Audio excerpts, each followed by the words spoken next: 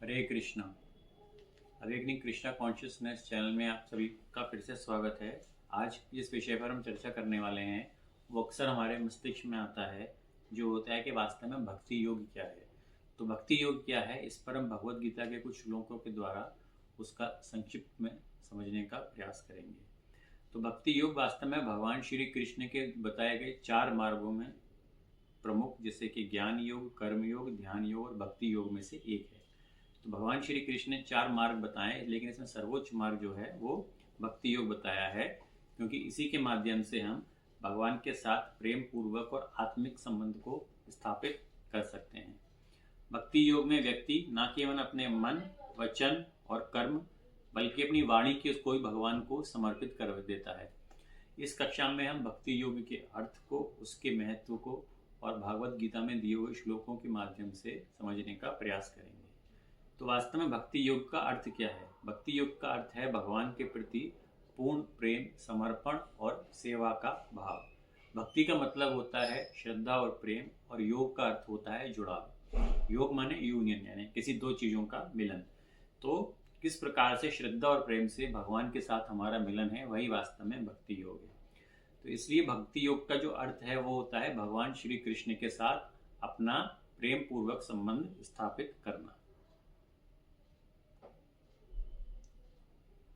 तो जो भगवत गीता के 18वें अध्याय के 65वां श्लोक है, जो है मन मना भव मद भक्तो मद्याजी माम नमस्कुरु मम एवश्य सत्यम ते प्रतिजने प्रियस्मि। अर्थात भगवान श्री कृष्ण कहते हैं, हे अर्जुन, मेरा मनन करो, मेरे भक्त बनो, मेरी पूजा करो, मुझे प्रणाम करो।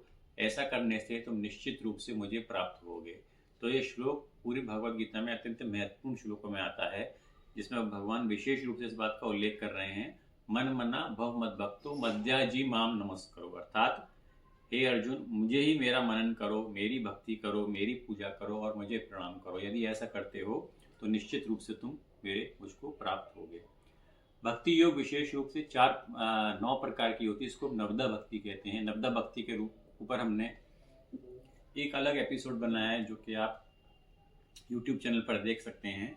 लेकिन संक्षिप्त में यदि हम बात करें तो नवदा भक्ति 9 प्रकार की होती है। इसमें पहला होता है श्रवण, अर्थात भगवान की कथाओं का श्रवण करना। दूसरा होता है कीर्तन, भगवान के नाम और लीलाओं का गुणगान करना। तीसरा होता है स्मरणम, अर्थात भगवान के नाम, रूप और गुणों का ध्यान करना। चौथा होता है पाद सेवनम, अर्थात भगवान की सेवा में कार्य करना। पांचवा होता है अर्चनम, अर्थात भगवान की पूजा करना। छठा होता है वंदनम, अर्थात भगवान को प्रणाम करना। सातवां होता है दास्यम, अर्थात भगवान के दास के रूप में भगवान की सेवा करना। आठवां होता है साख्यम, अर्थात भगवान के सखा के रूप में भगवान की सेवा करना। और नौवां होता है आत्मनिवेदनम, अर्थात भगवान के प्रति अपना जीवन पूर्ण रूप से समर्पित कर देना।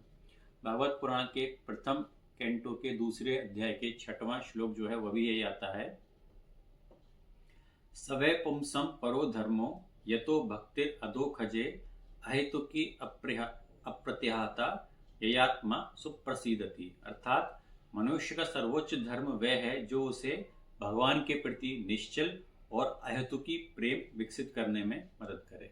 तो यहाँ जो धर्म की परिभाषा दी गई है श्रीमद् भागवतम में, वो ये दी गई है। दोबारा से श्लोक पुनः रिपीट करता हूँ, स वै पुष्पम परो धर्मो यतो भक्तिर अधोखजे अहेतुकी अप्रतिहता ययात्मा सुप्रसिद्धति। अर्थात मनुष्य का सर्वोच्च धर्म यही है कि भगवान के प्रति निश्चल और अहेतुकी प्रेम को विकसित करने में मदद करे। भगवत गीता में जो भक्ति का योग है उसका महत्व विशेष रूप से बताया गया है। जैसे कि यदि हम बात करें, भगवत गीता के 6 अध्याय के 47वें श्लोक में कहा गया है, योगी नाम आपकी सर्वेशम मत गत्यंतर आत्मना श्रद्धावान भजते यो मम साम्य युक्त तमो मता। अर्थात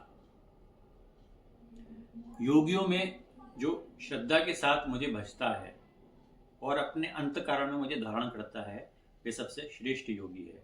तो यहाँ भगवान श्री कृष्ण योगी की परिभाषा बता रहे हैं, जिसमें बता रहे हैं कि योगियों में जो पूर्ण श्रद्धा के साथ मेरा मनन करता है, मुझको भजन करता है, मेरी लीलाओं का स्मरण करता है, मेरे नाम का चिंतन करता है और अपने अंतःकरण अर्थात अपने हृदय में मुझे धारण करता है, वह सर्वश्रेष्ठ योगी है। तो हम अपने मनुष्य जीवन में किस प्रकार से भगवान श्री कृष्ण को अपने हृदय में धारण कर सकते हैं अपने अंतःकरण में धारण कर सकते हैं। और कोई भी कार्य कर रहे हो, भगवान का निरंतर चिंतन करते हैं तो भगवान निश्चित रूप से हमको विशेष कृपा प्रदान करते हैं। और भगवान श्री कृष्ण यहाँ पर यही कह रहे हैं, जो समस्त परिस्थितियों में अपने अंतःकरण में मुझे धारण करता है, मेरे लिए वही सबसे सर्वश्रेष्ठ योगी है। भक्ति योग के लाभ क्या होते हैं? भक्ति योग से वास्तव में भगवान के प्रति हमारा प्रेम और समर्पण बढ़ता है, जीवन के भौतिक बंधनों से मुक्ति मिलती है, हमको मानसिक शांति मिलती है और आत्मिक आनंद की प्राप्ति होती है। साथ ही जो हमारा परम लक्ष्य है, जो कि मोक्ष जिसको बोलते हैं, मुक्ति बोलते हैं, वो भी हमको प्राप्त हो सकती है। भक्ति योग को अपनाने का तरीका, भक्ति योग को अपनाने के जो सबसे सरल तरीके हैं उसमें विशेष रूप से भगवान के नाम का जप है, इसको विशेष रूप से कली काल में बताया गया है। हरे कृष्ण कृष्ण कृष्ण हरे हरे, हरे राम राम राम हरे हरे। तो हरे कृष्ण महामंत्र का जाप भक्ति का सबसे सरल और प्रभावी साधन है। दूसरा है सत्संग, सच्चे भक्तों के साथ हम सत्संग करें और भगवान, और जो हम ऐसा करते हैं तो ऐसे अभ्यास से हमको प्रेरणा मिलती है। इसके अलावा भगवत गीता, भागवतम एवं अन्य शास्त्रों का अध्ययन करने से भी हमको भक्ति योग में आगे बढ़ने से प्रेरणा मिलती है। गीता के श्लोकों और उनकी व्याख्या से भक्ति योग को हम गहराई से समझ सकते हैं। सेवा और समर्पण, भगवान कहते हैं और एवं श्रील प्रभुपाद भी कहते हैं कि सबसे प्रिय उनको वो है जो कि शुद्ध वैष्णवों की सेवा करता है, अर्थात भगवान के भक्तों की सेवा करता है। भगवान और उनके भक्तों की सेवा करने से भक्ति योग का अभ्यास हमको सरलता पूर्वक हो सकता है।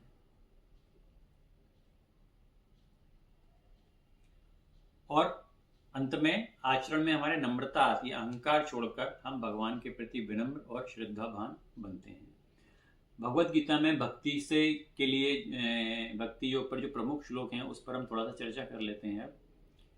भगवत गीता के 9वें अध्याय के 22वें श्लोक में बोला गया है, अनन्यस्य चिंतत्यो मम या जना पर्युपस्सते तेसम नित्याभियुक्तानाम योगक्षेम वहाम्यहम्। अर्थात जो लोग अनन्य भाव से मेरा चिंतन करते हैं और मेरी भक्ति करते हैं, उनके लिए मैं उनका योगक्षेम अर्थात जो उन्हें चाहिए वह देना और उनकी रक्षा स्वयं करता हूँ। अर्थात भगवान कह रहे हैं यहाँ पर कि जो अनन्य भाव से, जिनके मन में और कोई भाव नहीं है, वो सदैव मेरा चिंतन करते हैं, मेरी भक्ति करते हैं, उनको मैं अपनी शरण देता हूँ, उनकी रक्षा करता हूँ और उन्हें जो चाहिए वह स्वयं उनको मैं प्रदान करता हूँ।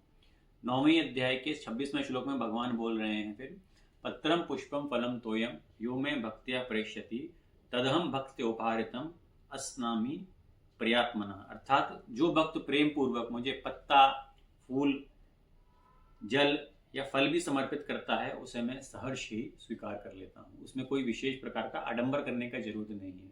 तो भगवान ये भक्ति योग में विशेष रूप से हमको बता रहे हैं कि भगवान कभी नहीं कहते कि हमको हलवा, पूड़ी और 56 प्रकार का व्यंजन भोग लगाया जाए। भगवान कहते हैं यदि भक्त प्रेम से कोई पत्ता, फल, जल, फूल भी मुझे अर्पित करता है तो मैं उसे सहर्ष ही स्वीकार कर लेता हूँ। 9वें अध्याय के 34वें श्लोक में भगवान ने अर्जुन को फिर बोला है, मन मना भक्तो मद्याजी माम नमस्कुरु मम एवश्यस्य युक्ता व्यवम आत्मा नाम मत पर्यानः। मेरा मनन करो, मेरे भक्त बनो, मेरी पूजा करो और मुझे प्रणाम करो। ऐसा करने से तुम मुझसे जुड़ जाओगे। तो भगवान ने बार बार जो मन मना भव मत भक्तो मद्याजी माम नमस्कुरु, ये 18वें अध्याय के 65वें श्लोक में भी आता है और 9वें अध्याय के 34वें श्लोक में भी आता है। तो बार बार भगवान इस चीज पर जोर दे रहे हैं कि हे अर्जुन, मेरा ध्यान करो, मेरा मनन करो, मेरा भक्त बनो, मेरी पूजा करो। यदि ऐसा भक्ति योग करते हो तो अवश्य ही अंत में मुझको प्राप्त करोगे। निष्कर्ष हमारी इस कक्षा से यही निकलता है कि भक्ति योग वास्तव में योग का सबसे सरल और सुंदर मार्ग है, जो व्यक्ति को भगवान के साथ प्रेम पूर्वक संबंध से जोड़ता है। भगवत गीता के श्लोकों में भक्ति योग के महत्व और उसके लाभों को स्पष्ट रूप से समझाया गया है। यदि हम भक्ति योग को अपने जीवन का हिस्सा बनाते हैं तो हमें निश्चित रूप से अपने जीवन के बंधनों से मुक्त होकर परम शांति को हम प्राप्त कर सकते हैं। हरे कृष्ण।